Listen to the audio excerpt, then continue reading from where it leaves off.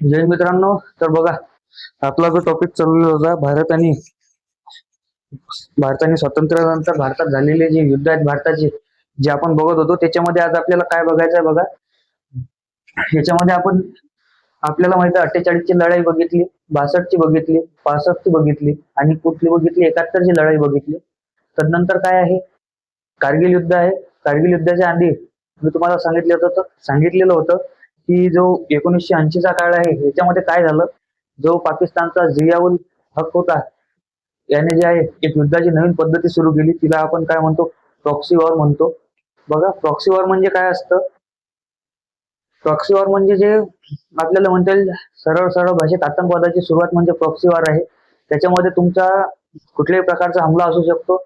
जशा प्रकारे की कुठल्या देशाची इकॉनॉमी जी आहे हे पूर्ण कोलॅप्स करणे, ज्याच्यामध्ये की आपण म्हणू शकतो मनी लॉन्ड्रिंग असेल, किंवा कुठल्या देशामध्ये जे त्या देशाची करन्सी आहे ते फेक करन्सी ऍड करणे, म्हणजे जो बाजारात चलनात जो पैसा आलेला आहे तो पैसा आहे त्याच्यामध्ये वाढ करून देणे. अशा प्रकारच्या ज्या गोष्टी आहेत ह्या ज्या आहेत त्या प्रॉक्सी वॉर मध्ये जे आहेत येत असतात. त्याच्यामध्ये कुठल्या प्रकारचा सायबर अटॅक असेल, किंवा कुठल्या प्रकारचा टेररिस्ट अटॅक असेल, कुठल्या प्रकारची त्या देशामध्ये आपल्याला म्हणता येईल बॉम्बस्फोट घडवून आणणे, हे सर्व जे आहेत हे प्रॉक्सी वॉरची आपल्याला उदाहरणे बघायला मिळतील. त्याच्यामध्ये बघा भारतामध्ये कुठल्या प्रकारचे प्रॉक्सी वॉर हे आतापर्यंत झालेले आहेत हे आपल्याला बघायचं आहे. बघा, प्रॉक्सी वॉरची सुरुवात कधी झाली, 1980 ला. आणि याचा जो मास्टर माइंड होता तो कोण होता, हे जे करण्याची सुरुवात आहे हे कोणी सुरू करून दिलं, तर हे जियाउल हक याने जे आहे हे प्रॉक्सी वॉर आपल्याला भारताविरुद्ध सुरू केलेले बघायला मिळतील. त्याच्यामध्ये बघा, सर्वांना माहित आहे पार्लमेंट अटॅक 2001 जो आहे हा त्याचं एक उत्तम उदाहरण आहे की जे आपलं भारताचं संसद भवन आहे याच्यावरती झालेला जो अटॅक होता त्याचा जो मुख्य आरोपी होता अफजल गुरु जो आहे हा त्याचा मुख्य आरोपी होता. बघा, 2001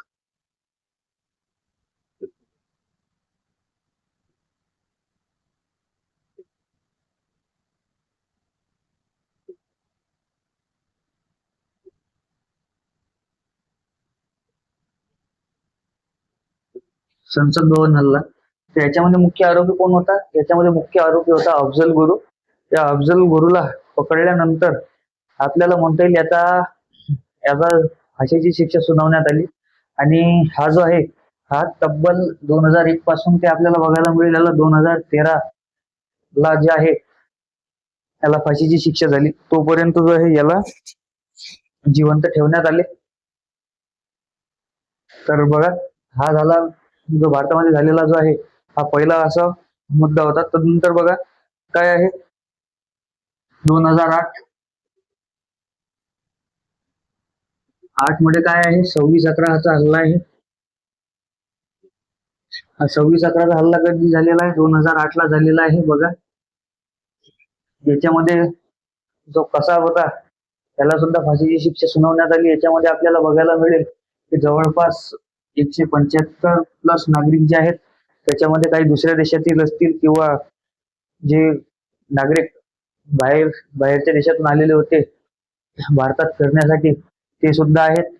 तर बघा, हे असे 175 जे आहेत जे नागरिक ते मृत्युमुखी पडले. बघा, या दोन्ही हमल्यांचा जो आपल्याला म्हणता येईल निकष काय निघाला की या दोन्ही हल्ल्यांचं प्रत्युत्तर आपण कसं दिलं त्यावेळेस. तर बघा, या दोन्ही हल्ल्यांचं प्रत्युत्तर आपण अशा प्रकारे दिलेलं आहे की हे जे दोन्ही मुद्दे आहेत हे आपण इंटरनॅशनल लेवलवरती जे आपल्याला म्हणतील कुठल्याही प्रकारचे काउन्सिल आहे किंवा दुसऱ्या प्रकारच्या ज्या काउन्सिल आहेत इंटरनॅशनल लेवलवरती, तिथं आपण हा मुद्दा मांडला. पण तो मुद्दा मांडून काही फरक पडणार नाहीये, कारण की बघायला झालं तर पाकिस्तानने जे प्रॉक्सी सुरू केलेलं होतं ते त्यांनी इथपर्यंत आणून ठेवलेलं आहे. आता त्यांच्याकडे खाण्यापिण्यासाठी राहिलेलं नसेल, पण त्यांच्याकडे आपल्याला बघायला मिळेल की बंदुका आणि गोळ्या ज्या आहेत ह्या कधीच कमी पडत नाहीत.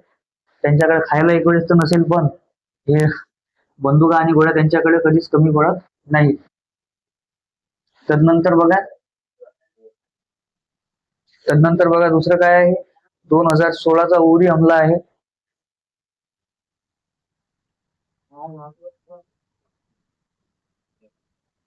2016चा जो उरी हमला आहे त्याच्यामध्ये बघा, त्याच्यावरती आपण प्रत्युत्तर देत आपल्याला काय आहे बघायला मिळेल. आपण सर्जिकल स्ट्राईक केली, त्याच्यामध्ये त्यांचे जवळपास आपण क्लेम केलेल्या अनुषंगाने 300 ते 350 एवढे आतंकवादी जे आहेत ते मारले गेले.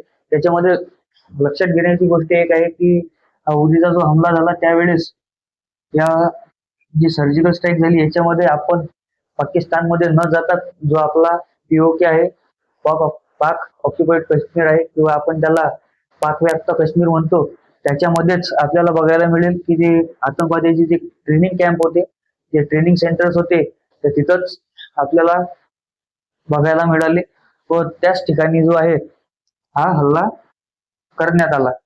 तर बघा, याचा आपण काय केलं,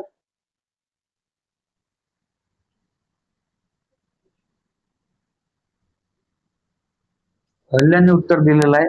त्यानंतर बघा 2019 काय आहे, पुलवामा.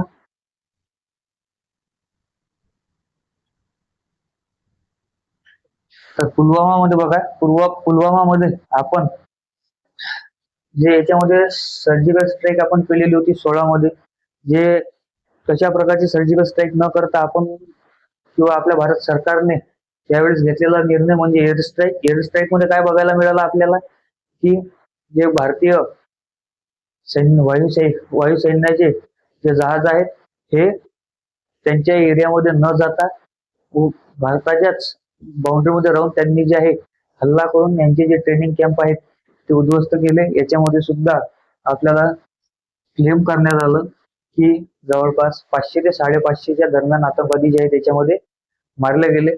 तर बघा, तदनंतर काय आहे, तदनंतर आपल्याला बघायला मिळेल 2025 जो 2025चा जो ऑपरेशन सिंदूर जो आपण त्याला म्हणतो, त्याच्यामुळे त्याच्यामध्ये नागरिकांना मारण्यात आलं. तो जो झालेला आहे त्याच्यामध्ये जवळपास किती नागरिक, तर 26 नागरिक जे आहेत हे मृत्युमुखी पडले. आता या नागरिकांना जो मारण्यात आलं त्याच्यामध्ये आपल्याला सरळ सरळ बघायला मिळेल की जे आपलं भारताचे जे आपल्याला म्हणतो रॉ असेल किंवा आयबी असेल यांच्या हिशोबाने किंवा यांनी काढलेल्या माहितीनुसार याच्यामध्ये जो आहे एक पाकिस्तान आर्मीचा काय एक मेजर लेवलचा अधिकारी याच्यामध्ये होता, हे असं सांगण्यात आलेलं आहे. त्याचं प्रत्युत्तर देत आपण एअर स्ट्राईक केली. आणि तुम्ही जर बघायला झालं तर हे जे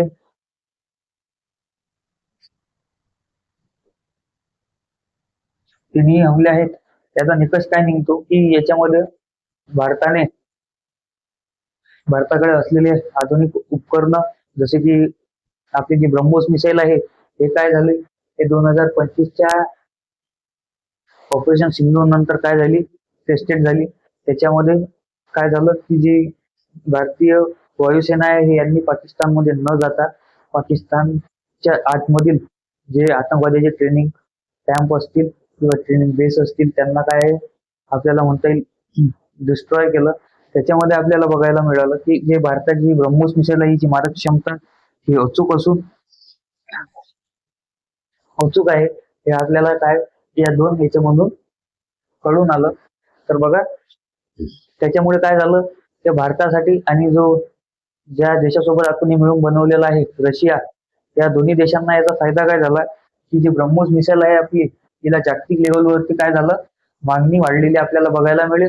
तर नंतर भारताकडे जे एअर डिफेन्स सिस्टम आहे जे आपल्या सर्वांना माहित आहे की त्याच्यामध्ये काय झालं की ती एअर डिफेन्स सिस्टम जेव्हा पाकिस्तानने याचं जर त्याला म्हणता येईल याच्यावरती काउंटर अटॅक जेव्हा आपण त्यांनी केला आपल्यावरती, त्यावेळेस काय झालं की आपलं एअर डिफेन्स सिस्टम हे टेस्टेड झालं, ऑन फील्ड मध्ये टेस्टेड झालं. त्याच्यामुळे त्या एअर सिस्टीमची जगामध्ये काय झाली, मागणी वाढलेली आपल्याला बघायला मिळेल. तर बघा, हे सर्व जे आहेत हे जे आहेत ऑपरेशन झाले या दुनियाचं काय आहे ते जागतिक लेवलवरती नेण्यात आले.